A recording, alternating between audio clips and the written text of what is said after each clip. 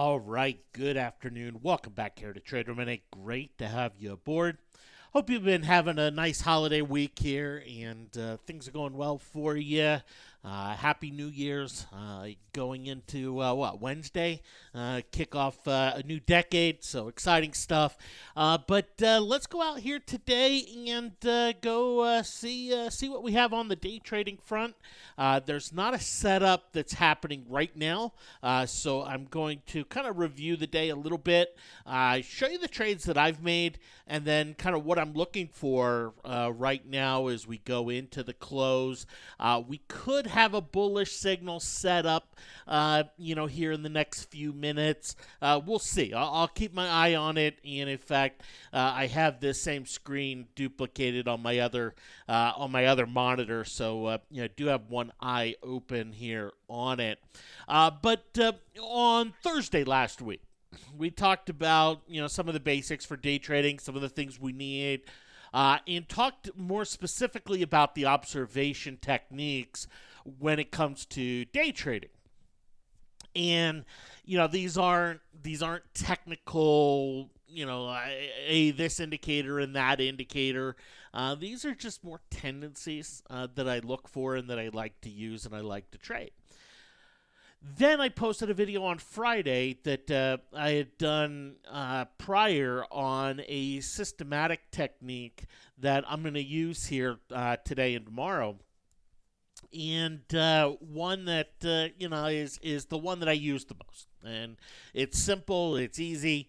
And so if you haven't caught those two videos, I'm not going to go back and review everything from them, but they are there in the video library. Feel free to check them out just in the archive, and you'll get the full breakdown there of them.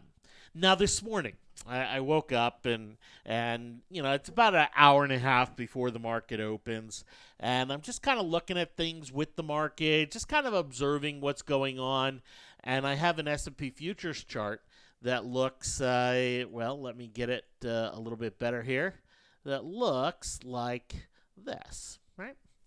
And it's one where this is the overnight action. We got a little gap up Sunday night, when futures opened. And we rallied up here to 32.44, had a dip here to 32.37. It's a 7-point move. That's a very light move. And one that the tendency is that when we have that light of movement, we don't really get a lot of movement the next day. But it's also the end of the year, and so I said, all right, I'm going to wait. I'm going to do the day trade session later in the day because there's more chance of a trade triggering, more chance of movement later in the day. And then the market opened up, and, the tendency kind of proved me wrong a little bit. What happened? Well, we get the market that opens up, and immediately breaks the overnight range, right? Immediately breaks this overnight range that it had, and does so fast, hard, aggressive, and wipes through these lows from overnight, which also happen to be the lows from Friday. The algorithms kicked in, and down it goes, right? And so this is something where I had a choice, right? I had a choice. I can go out and I can say, all right, is there a trade here? Well, we talked about the other day. We talked about sorry about the screen there. We talked about this overnight broken range, right? When there's a tight range overnight and it breaks, that offers a really nice, day trade opportunity, right? And we got that. We got that breakdown, and I'm sitting there watching it, and I'm going, okay, I'm going to wait, and I'm going to wait for it to retest the breakdown. I'm going to wait for it to retest. Well, never got it, right? Just never got it. It never came back to retest. Didn't get a chance to, go and do a downside day trade. I was more patient instead of more aggressive. Had I been more aggressive, yeah, it would have worked out, very well. But, didn't make a trade there. So I sat there and I'm watching my screen. I have my chart up, where I'm looking and saying, okay, do I get some sort of downside opportunity to trade here, right? Here we are. We have the initial slide this morning. And I'm sitting there just going, okay, do we have a chance? In fact, let me expand this out a little bit for you. Let's come in here to range just one day so it brings the morning action in. So we get this initial slide, right? Just this initial hard slide. And we start to stabilize a little bit. I'm going, okay, do I get a chance to short? Do I get a chance to sell, or buy some puts here on the market? So I took and I put on my indicators, put on the indicators I want for day trading, the ones that were posted on Friday, and I said, okay, let's take a look at the stochastics, the Bollinger Band width. What do I want to see? I want to see a declining Bollinger Band width with a stochastics that moves below 80. And on the put side, the Bollinger Band width, may be expanding just a little bit, which is what, I'd rather see there. And you'll notice the stochastics never went back up here above 80. It took until about an hour after the market opened for it to get back above 80. Well, what's significant here? Well, something happened right in here that makes me look and say something's changed. So I'm looking for a put opportunity. I never get a put trigger, right? So I haven't made a trade. I never get the put trigger on a retest, never get a put trigger on the technicals. And then we get this monster volume come in. Right, here we go. Take a look at our monster volume candle. Not quite 20,000, right? Not quite, but same principle. Same principle. Just a very high volume after a big move, right? And so what's that tell me? It tells me the bottom's in. The bottom's in. The chances of the market closing below this level are very slim, right? Just very slim. Doesn't mean it can't bleed below this level and snap back, or it doesn't mean right now it can't fall below this level and snap back, but chances of closing below this level are fairly slim.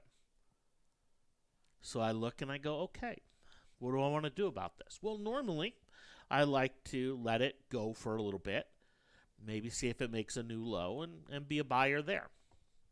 And I'm watching. It doesn't give that opportunity for that new low and snapback. So I'm not able to get in, right? I'm being patient, and it's just one of those things when it comes to trading, right?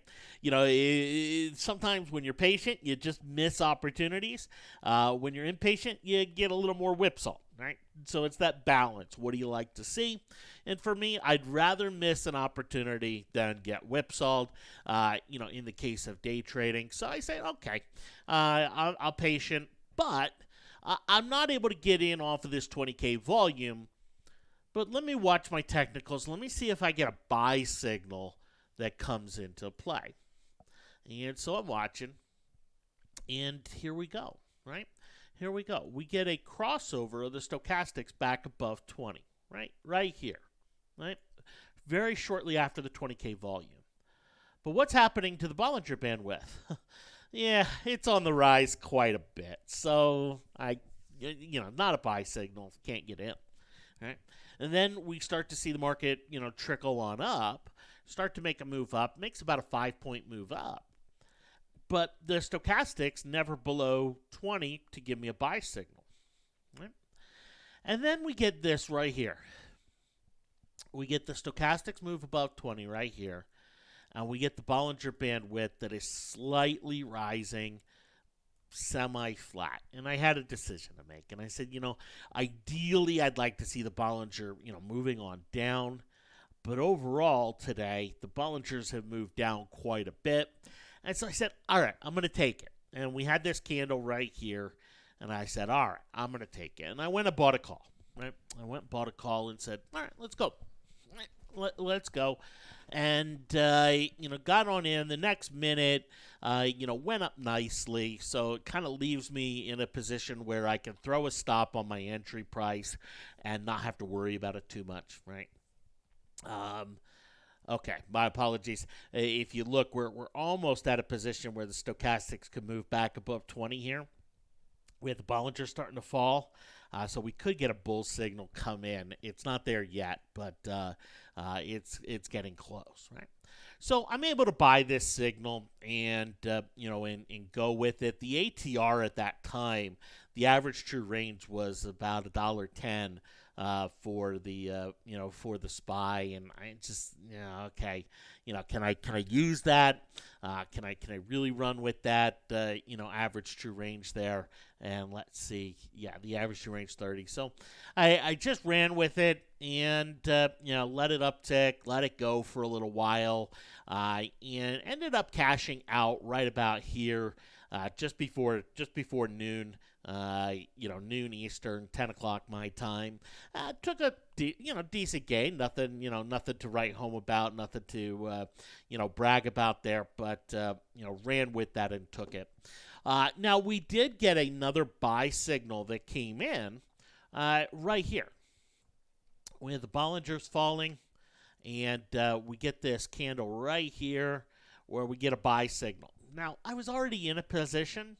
Right, I was already in a position, so I didn't establish another one on that buy signal, and I wasn't looking aggressively at downside signals because of the fact that we saw the big volume come on in here. Now we have a buy signal happening right here, right now, on the SPY, where our stochastics is moving above 20. Our Bollinger Band width has been falling, and so I'm going to go out and take it. I'm going to go out and take it and see what we can get. Sorry, I didn't have my SPY trade ready here. But I'm just going to be looking at the call side here. And let's see, tomorrow, let's go with the 3rd of January expiration here. And I'm going to just come in and grab 5 contracts here. $1.43 to $1.45, and boom, I am in. All right, so I'm in at $1.45 on the SPYs. These are the 3rd of January, and they are the 321 and a half. Right? Could I have picked a different option? I could have. Obviously could have, but in at $1.45. And running with it, right? We had the signal just come on in, just this fresh move. It's the same thing that we saw, exact same thing that we saw right here. Fresh move above the 20 on the stochastics. Bollinger Band width has been falling, so boom. Went out and took that. So we'll see how that plays on out. I'm not going to be very aggressive with it. Meaning we'll get a decent gain. I'll take it. We start to see it fall on back below the candle level. I'll look to exit it here. We could apply the average true range if we'd like, but the average true range just right now isn't big enough that I look and I go, well, this is really going to be something I really want to apply aggressively. We're not talking about, as aggressive of moves here today. I know, yes, it's a little more aggressive than what we have seen of late, but, not super aggressive compared to what we have seen or what we see historically. All right. So in there on the SPY, and running with it. Now, just before I got on video, I sold a put position that I had, and let me show that to you here.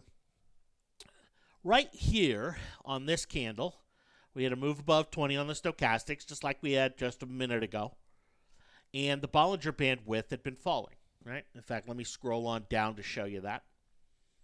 Okay. Bollinger Band width had been, on the decline, right here. So I popped into a call position, right?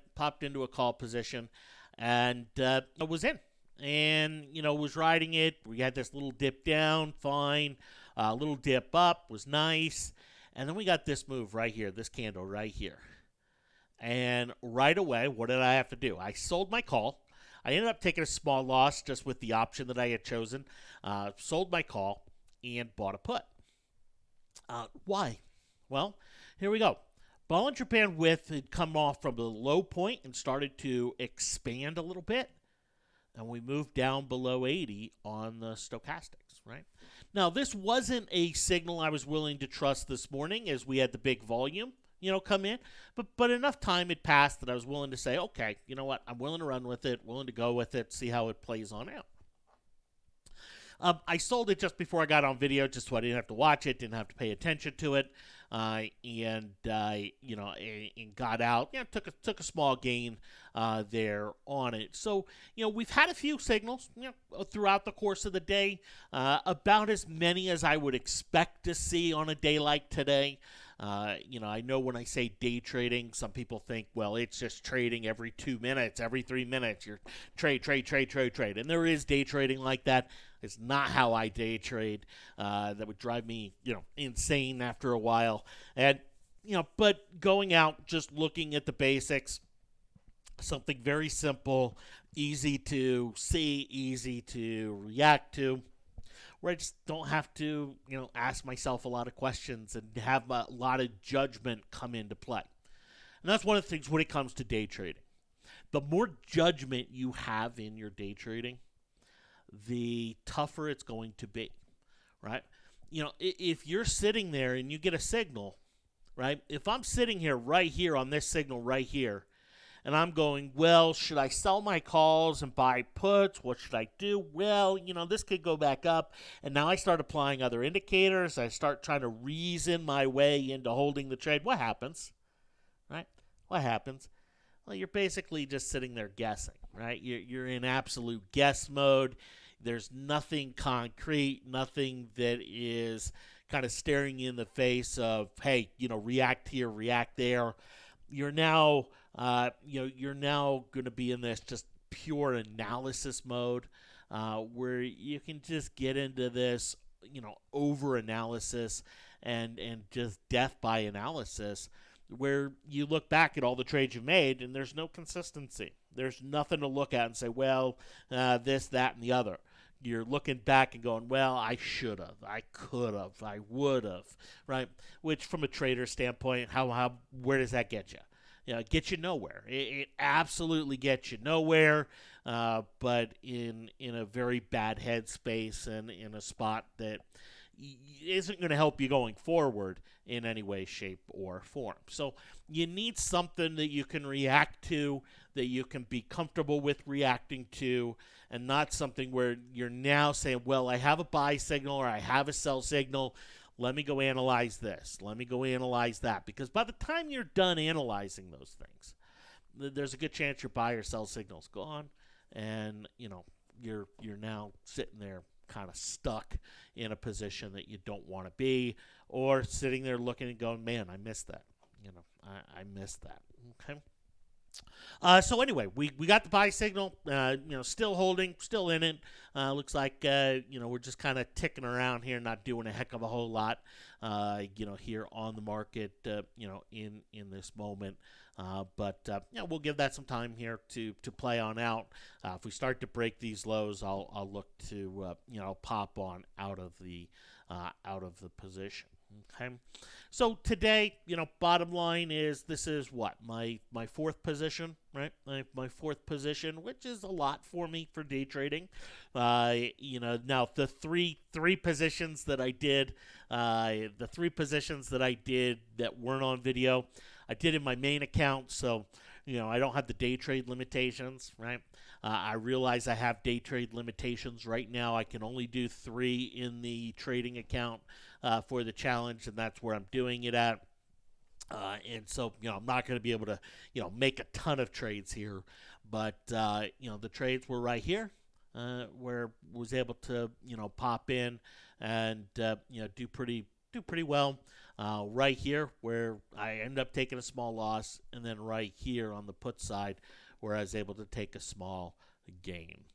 If I look back in hindsight, I can say, man, what if I would have bought the puts on the breakdown or bought calls on the high volume up? I could sit and put myself in that position and get myself nowhere, right? Other than driving myself insane. But those are the actions that I have taken here today. Now, I'm using a 1 minute chart here, right? I'm using a 1 minute chart. And the reason I'm using a 1 minute chart is because we really don't have a ton of movement in the market, right? If I come into the SPY, this is what it looks like today, okay? When you come and you compare that to August or right here in September, October, or even back to last year at this time, this is not a lot of movement. This is very light in terms of movement. So I'm applying a 1 minute chart just to get a little bit more in terms of signal, in terms of movement, here from it. If we were a little more volatile, this is something where I would come in and apply something like a 5 minute chart and use something of this nature, right? Now, what's interesting about the 5 minute chart is you can see the Bollinger Bandwidth fairly steady, fairly flat right here. And we're starting to get this move above 20. So we're almost at a buy signal on the 5 minute chart here when it comes to, what we just bought on the 1 minute chart. I like seeing that. You don't always get that. It's not always something that you can rely on or that's going to come into play. I didn't have a buy signal on the 5 minute chart when I jumped in the calls or when I jumped into the puts prior. I didn't have a sell signal on the 5 minute chart, and you can see that right now at the end of this 5 minute bar, if it holds, we do have a buy signal on the 5 minute chart. Now, that's if it holds, if the bar holds. And one of the things that I can't emphasize enough is that with this technique, with this strategy, it's about the end of the bar, right? It's about the end of that bar. And if you're using a 1 minute, fine, at the end of that 60-second period. If you're using a 5 minute, at the end of that 5 minute period, in whatever time period you use, because we could come in here and throw in a 3 minute. And is it going to work out a little bit differently? Yeah. But is it going to still work out over the long run? Yeah, it will. And you just have to be patient, wait for the end of that third bar or that 3 minutes, and for that bar to end, to be able to run with that. Getting anticipatory with bars does lead to more whipsaw action, more potential whipsaw action, in play here with it. Okay. All right. We're not very close to getting a signal anytime real soon. I guess if we had a sharp drop, here in the next little bit, we would see some sort of downside signal come in. So we'll give it that. But I'm going to continue to hold on to my position here. Run with it. Looks like we've been in it for almost 10 minutes. I do have some time decay to worry about when it comes to the option. All right, the option itself does have some erosion, some decay elements associated with it. But I did buy 3 days out. I'm not too worried about it. This isn't when it comes to a day trade, it's not something where I'm putting in, I'm putting in some massive amount of money that if I, end up missing something, I'm in a really bad spot. I never want to put myself in a massive risk position when it comes to day trading. When I day trade, I'm just looking to grab a few extra bucks here and there along the way. I know others look at it differently. Others look at it and go, well, it's day trading. I've got to put X amount of my account in it to make it really pay off. I'm not a fan of that, just simply because I don't watch things closely enough to react every time something happens, right? There's other things in my life going on, during the course of a day, and dealing with the challenge and dealing with business aspects and all those other things that, sometimes I'm jumping in a position and I'm just sitting there going, okay, it's on my other screen. I've got a half an eye on it, but it's only half an eye. So if I have a massive exposure there, just not very worth it to me. I always look at day trading as I'm just trying to skim a few extra bucks here and there, make some extra lunch money type of thing. And that is my mentality and my methodology with it. I do understand other day traders, when you're trying to make a career out of day trading and you are hyper focused, you're staring at the screen all the time, you're not going to miss something. Yeah, great. Add to it, go, increase that position size there a bit and run with it. Now, the option that I chose, right? You'll notice I'm using a SPY chart, and I chose an SPY option, right? Now, why would I choose an SPY option as opposed to the SPX, right? Well, when it comes to the SPY, most of the time I can rely on penny spreads, right? When I got into it, it was a 2-penny spread. Fine. When it comes to the SPX, your spreads are going to be higher, right?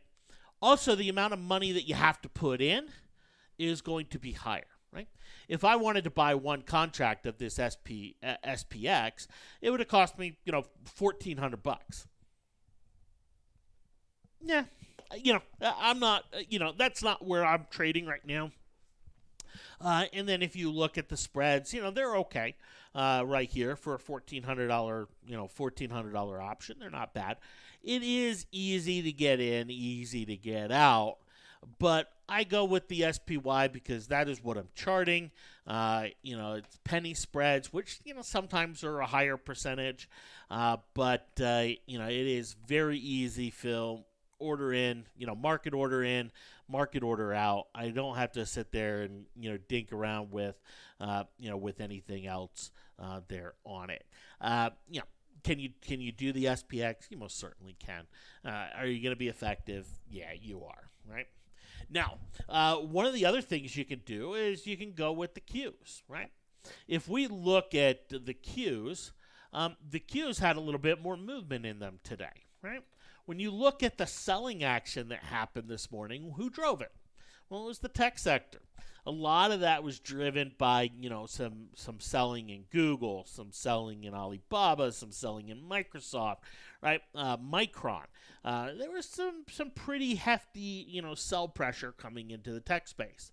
And some people prefer to day trade using the Qs because they think or they expect more movement in the tech space. And in certain market environments, you're spot on, you're dead right, you do. You do get more movement in the Qs, and it is definitely something you can, run with and trade and, use the same methodologies and same techniques, to go with it, right? You'll notice that, the Qs don't always look exactly the same as the SPY, right? They don't always look exactly the same, but, the general elements are about the same. Okay. Now, when it comes to trading individual stocks or day trading individual stocks, this 1-minute chart, I don't like. I don't like. I don't find it to be as effective. I don't find it to be as nice because a lot of times when I'm going to day trade an individual stock, I can expect that stock to either underperform the market or outperform the market on that day, right? Case in point, something like a Micron, right?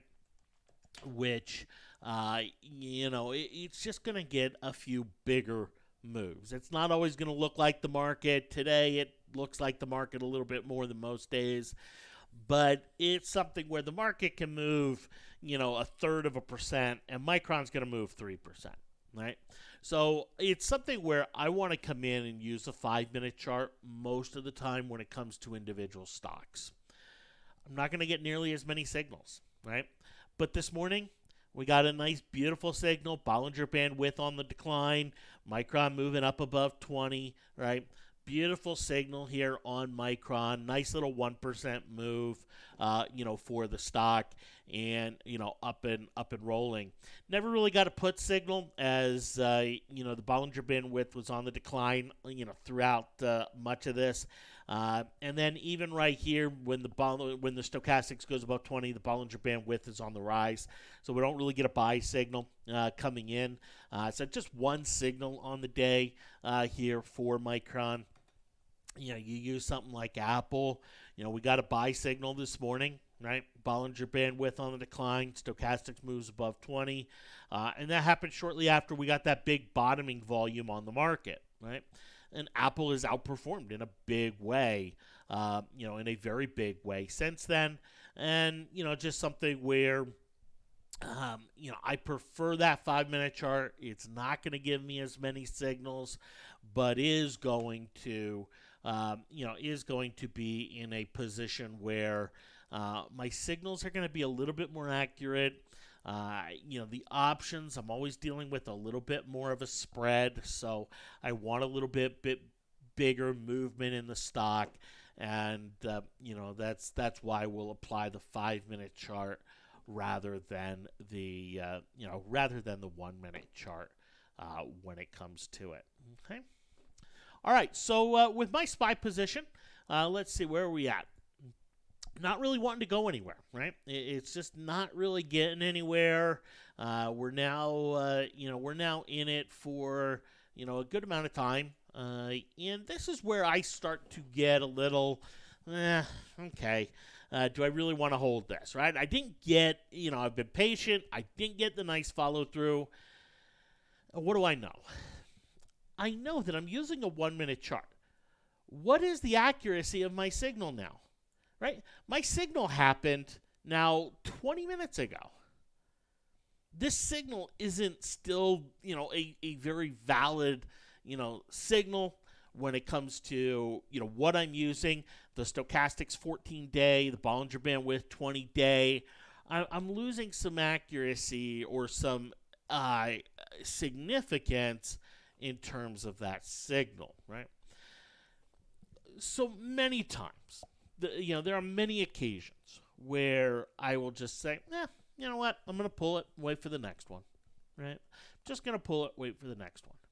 Now, super technical traders that want to have, a rule for each and every little thing, they're not going to do that. They want to know, well, what does it mean that it's right here, right now? Well, for me, what does it mean that it's right here, right now? It means nothing. It means my signal is no longer valid, right? Now I'm holding on to a position. Could we get a buy signal come back into play very soon?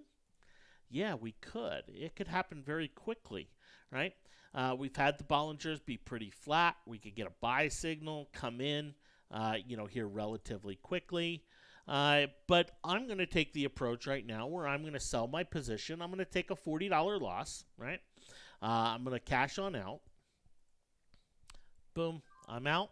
$1.36 and $1.37. Most of $1.37. So I'm out there. I taken an 8-cent loss, right? $1.37, an 8-cent loss. 2 cents of that were due to spread, 6 cents due to price movement, and I'm going to wait. I'm going to say, okay, if we get another buy signal, I'm going to go buy it, right? Now, this is a hard mentality for a lot of traders, right? The traders that go, man, I wish that trade would have worked. I wish and the traders that say, hey, if there's a rally from this level, I should have held on to the position right here. Those traders, this is going to be very difficult for. It's going to drive them insane, right? This is something where you have to, as a day trader, you have to be comfortable with your decisions. Meaning, you cannot let what happens from here on out determine whether your decision was correct. Because anything could happen. We could see the market flush and then boom, right? We could see the market pop and then drop. We could see the market go flat. We could see it do a million different permutations of price action. And if what happens next determines whether you were correct or not, you're going to be in a bad position, right? It's not going to be a great headspace that you're in. Right now, look, we're getting a pop, right? We're getting a pop. Are we getting a buy signal? No, we're not, right? Look at the Bollinger Band width on the rise, right? Bollinger Band width is rising on this move, so it's not a buy signal. Is it a really nice signal? Is it something where I could look and go, man, my stop was way too tight. I should have held it. I could. I could do that till I'm blue in the face, right? And is it going to get me anywhere? No, it is absolutely not going to get me anywhere. I have to look at it and say, okay, what's happening? Is it a signal right here, right now? And unfortunately, it's not, so I'm not getting in. So I'm going to wait. I'm going to wait for the next one. And it is a process, right? It is an absolute process, and one where you have to have your what you're comfortable with defined. I've given you some things that you can take, that you can run with, that you can say, hey, you know what? These are things I can play around with. These are things I can be comfortable with, and you can alter them how you would like or what you think will be most effective. But whatever you do, make sure you're consistent there with it. Make sure you're consistent on how you're approaching it, right? And one of the things that for me, when I have a position that that starts to work, and then we start to break the lows, I want out. Let me live to fight another day, because oftentimes we see a new signal come in, and I'm able to grab the next run. This one right here, no, that's not happening, right? We got this Bollinger Band width on the rise. That's not where I want to be buying calls, right? And so it's one where, this case, yeah, I don't have a fresh new signal. So I go, okay, I'll wait for the next one. Wait for the next one to come in, and I will react and take it if and when it does, all right? So hopefully that helps. Today's been a very interesting day in terms of, the observation techniques. We have seen the first two come into play here today. Now tomorrow we're going into this kind of end of year sell action that we tend to see. Now we saw on Friday, we saw some end of year sell action come in. I think this morning we saw some end of year sell action come in. And when you look at the market right now, and you look at the sentiments on the market, I'm not sure we've ever ended a year where the bearish sentiment is 21%. Historical bearish percentage is 30%, and it's 21% right now. If we come in, and let me see if I can just pull up the indicator real quick, and we can go take a look at some of the past years. But let's take a look at it here. Let me clear out all of our indicators on it. Let's do a line chart here, and let's just come back to last year, right? Last year at the end of the year, bearishness was average. It was right there around 31%. That's where the bearishness was. If we go back a year further, in fact, let's see if we can just go 10 years and see it on that. Yeah. All right, here we go. All right. So let's just mark these, right? Let's just mark these. And here we have 2019, right? Going into the end of the year. Last day of the year, our bearishness was about average. Let's thin this out. There we go. And there we are. And let's come here to 2018. 2018, our bearishness, last day of the year, pretty darn low. Right down here around 20, kind of where we are now. 2017, we're about average, a little less than average. But you're going to see something as we go, as I mark these. We're just going to see that most years, right? Most years, the bearishness going into the end of that prior year is typically higher, right? Here's 2014. Here's 2013. 2012, very bearish going into the end of the year. Or excuse me, very bullish going into the end of the year, right? These are very low bearish numbers, right? 2011, very bullish going into the end, or very, very bullish going into the end of the year. So let's go take a look at what happened. Let's go take a look at what happened when, we have 2014, 2011, 2012, where we're going into the end of the year in a very bullish position. And let's go 2018, right? So 11, 12, 14, and 18. Let's go see what happens. So cancel that. Let's just go throw SPY in here. And let's annotate this. And we want to see 11, 2011. Sorry about that. There we go. So we're going into the end of the year very, very bullish here.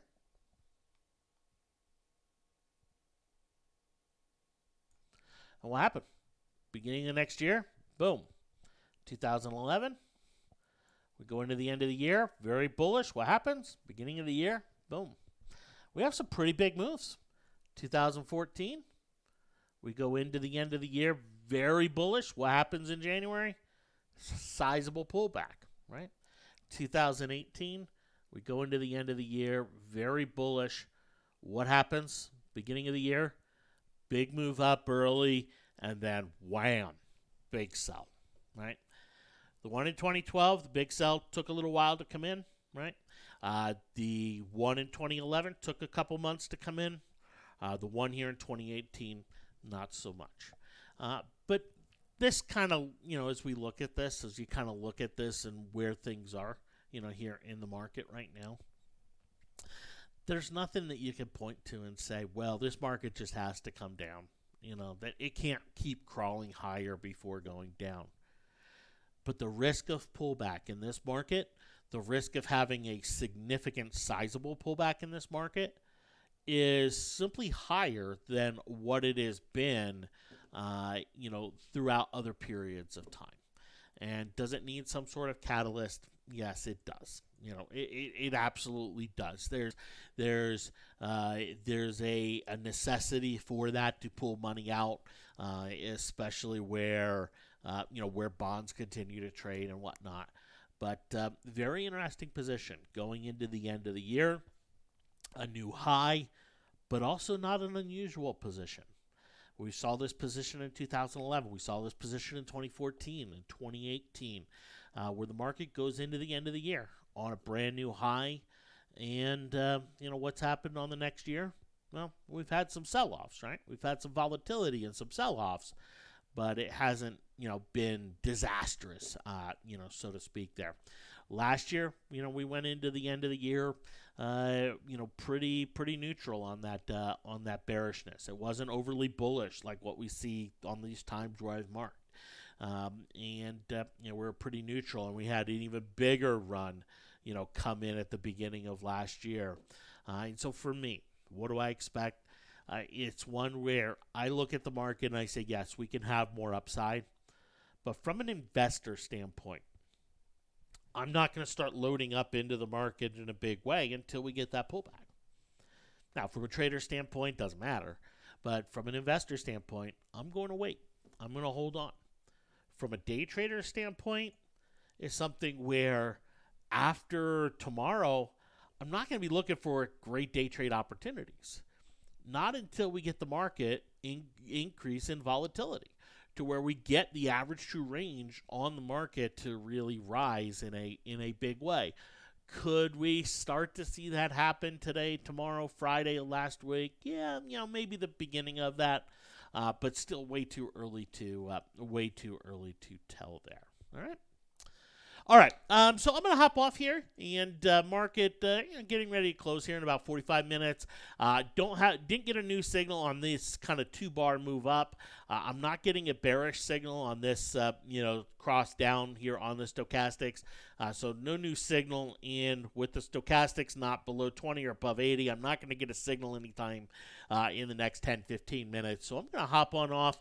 I will be back on with you here tomorrow morning to go. We'll go through the same thing.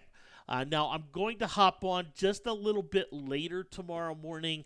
Instead of doing 8:30, I'm going to hop on at 9 o'clock my time, 11 o'clock Eastern, give the market just a little bit more time in the morning to sort itself out.